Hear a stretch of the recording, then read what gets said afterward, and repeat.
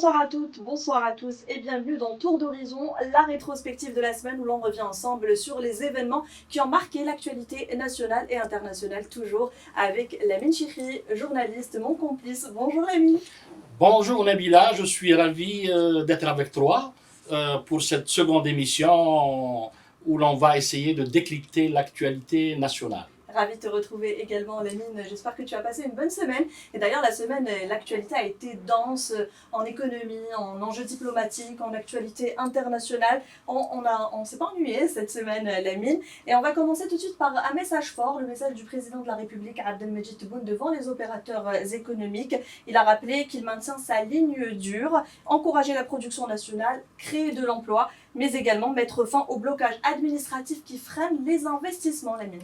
Tout à fait. Tebboune persiste et signe. Et en l'espace d'une quinzaine de jours, il a livré des messages très clairs, très fermes, très durs, à l'endroit cette fois-ci des opérateurs économiques, en les instruisant de faire tout ce qui est possible pour ne pas devenir des facteurs de blocage, mais plutôt des facteurs de facilitation pour les producteurs notamment. Il a insisté sur un point important qui est celui c'est une instruction un peu aux différents décideurs à l'intérieur du système économique de ne pas bloquer, par exemple en interdisant, en bloquant les matières premières. Il a beaucoup insisté sur les matières premières pour justement permettre à ce que la production poursuive son cours, ne s'arrête pas. Et voilà, donc en l'espace de 15 jours, il a livré deux messages. Le premier à l'administration. On en parlait la semaine dernière. Absolument, le premier à l'administration pour finaliser la digitalisation avant la fin de cette année. Sinon, il prendrait des mesures radicales. Et le second a été ce message donc très ferme devant les opérateurs économiques pour que les choses soient faites de telle façon à ce qu'il n'y ait pas de blocage. Une stratégie donc assumée, Lamine, même si elle bouscule certaines habitudes. Tout à fait, mais pour une raison très simple, c'est que le président a une priorité. La priorité du président, c'est justement de faire en sorte qu'en 2027, le PIB de l'Algérie soit au moins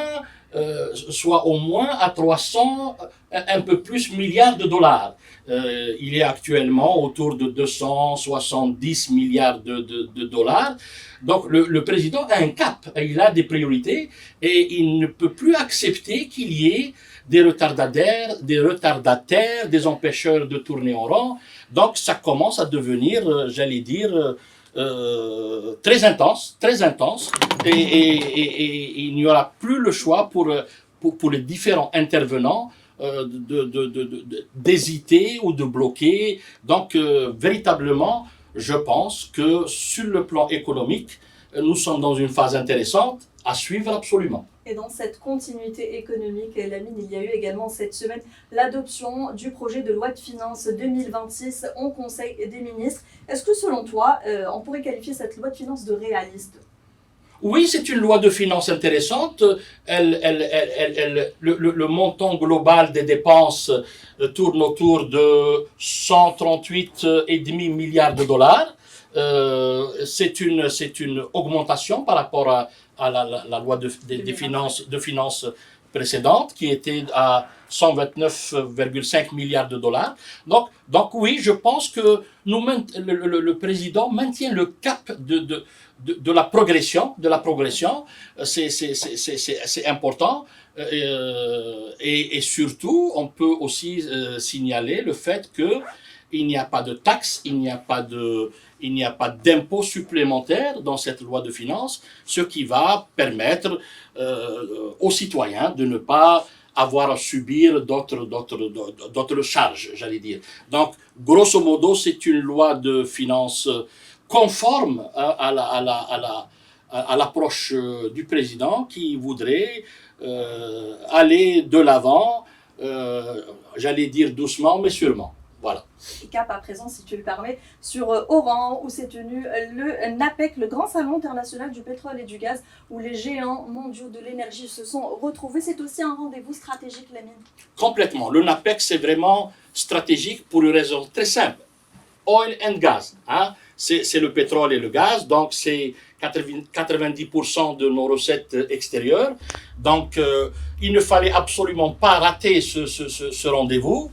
Et pour un peu donner un peu la température, je pourrais dire que, pour reprendre une célèbre chanson, ils sont venus, ils sont tous là. Donc, nous avons eu ExxonMobil, Chevron, Eni, Occidental, Sonipec, et j'en passe. Donc, toutes les grosses boîtes internationales, toutes les firmes internationales les plus grandes au monde étaient présentes à ce NAPEC 2025.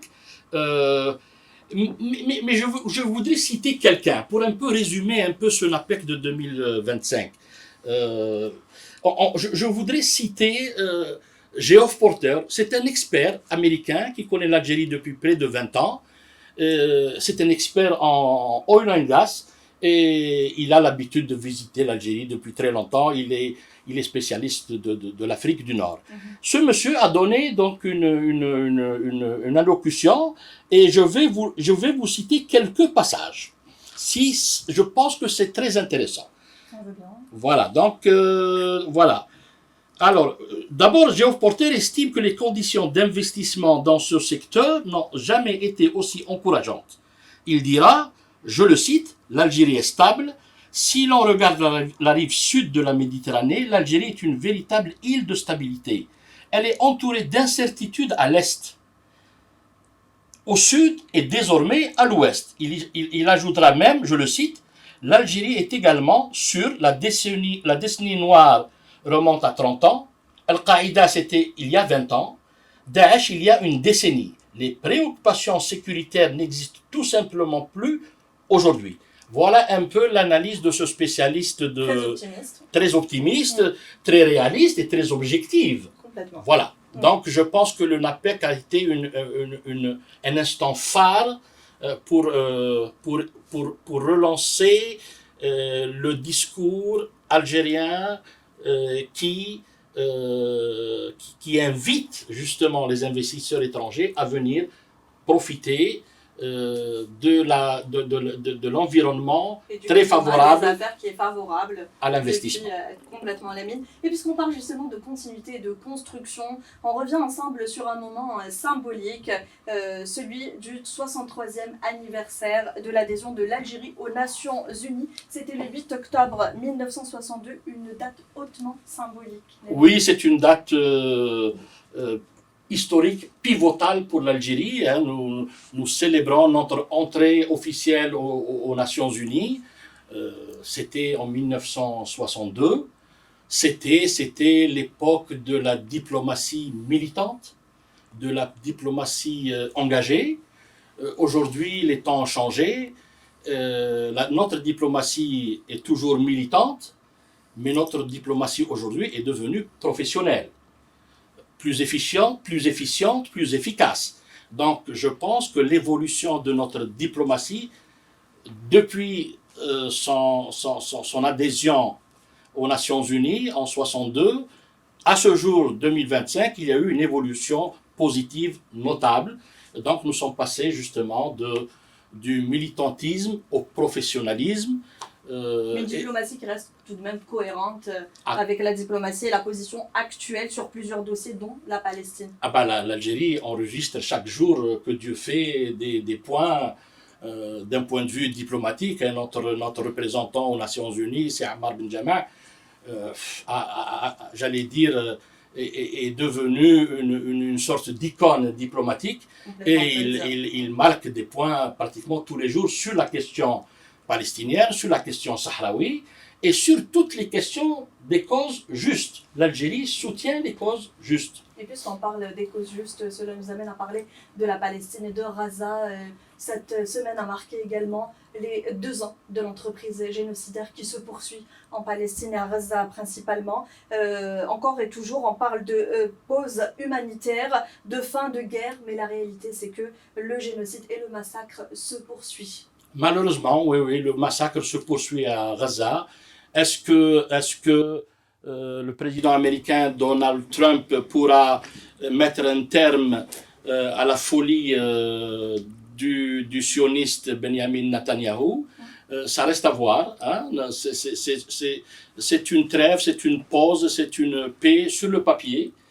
Sur le terrain, c'est toujours les bombardements, c'est toujours les tueries, c'est toujours le génocide. Mais puisque nous parlons de cette date du 7 octobre, hein, qui est une date importante, il est important de signaler que ce 7 octobre, c'est une sorte de solution, c'est une sorte d'approche militaire sans laquelle toute approche diplomatique n'aurait pas eu lieu. Donc, le 7 octobre a démontré justement que si on veut se libérer de l'oppression, de l'oppresseur, il est important de prendre les armes et de se battre. Mais comme tu le dis souvent, les mines silence en tuent, même si la communauté internationale se mobilise, les gouvernances font autre que de se mobiliser et le génocide se poursuit. Il n'y a pas vraiment de solution diplomatique ou politique à cette guerre génocidaire. Il y a des enfants, des femmes, des innocents, des civils qui meurent chaque jour. Tout à fait, mais parce qu'il n'y a pas de volonté réelle, il n'y a pas de volonté politique réelle d'implémenter justement ce plan de paix qui reste imparfait, mais c'est un plan qui pourrait justement permettre aux habitants de Gaza de reprendre vie, hein, de revivre comme tout le monde. Mais voilà, le monde est ainsi fait, le monde n'est pas juste. Les Occidentaux ont apporté la preuve qu'ils étaient du côté de l'agresseur. Le Sud global, grosso modo, est du côté des Palestiniens. On va voir l'évolution sur le terrain. Mais encore une fois, je pense que le 7 octobre a été une date importante pour les Palestiniens dans leur lutte. Et sans l'action armée, sans l'action militaire, probablement que la question palestinienne aujourd'hui aurait été complètement oubliée ou enterrée. Voilà. On termine sur une note légère. Lamine, est-ce que tu aimes bien le football? J'adore le football comme tout le monde. Est-ce que tu connais Zizou? Bien sûr que tu connais. Mais bien sûr que je connais Zizou, bien sûr. Est-ce que tu connais son fils cette fois-ci, Lucas Zidane? Depuis quelques temps, oui, puisqu'il compte venir. Il rejoint les Fennecs. Absolument, il va rejoindre les Fennecs. Nous sommes à la veille d'un grand rendez-vous. Nous sommes à 2 cm de la qualification. À 3 petits points. De la qualification à la Coupe du Monde. Je pense que c'est dans la poche. Mais voilà, Lucas Zidane, notre gardien de but, fils de son père, devrait protéger sa cage et ne pas encaisser de but. Et comme ça, il rentrera dans l'histoire du football algérien, mais par la grande porte. Hein, il aura contribué à qualifier l'Algérie à la prochaine Coupe du Monde. Il joue son premier match demain, jeudi, contre la Somalie, auprès des Verts. C'est un renfort sportif et symbolique. En tout cas, on espère qu'il aura une belle carrière comme celle de son père. Et c'est un beau message également pour notre diaspora maintenant. Et on me dit même que son père sera présent pour encourager son fils. Donc Zidane en Algérie, donc. Voilà, donc les spectateurs qui seront à Oran pourraient obtenir un autographe. Donc on leur donne l'information. Et voilà, retrouvez donc Zidane à Oran pour le match Algérie-Somalie pour une qualification probable, on l'espère en tout cas, de l'Algérie au mondial. À la Coupe du Monde. Au mondial. Vous allez défiler si toutefois on gagne? Je vais essayer. Mes enfants vont défiler, certainement. En tout cas, on sera content et on célébrera ça chacun à sa manière. Merci Lamine, merci de m'avoir accompagné. C'est moi qui te remercie, Nabila. Je te retrouve la semaine prochaine. Inch'Allah. Reste attentif à l'actualité. Bien sûr. Merci à vous de nous avoir suivis. On se retrouve la semaine prochaine pour un nouveau numéro de Tour d'Horizon. Excellente soirée à tous.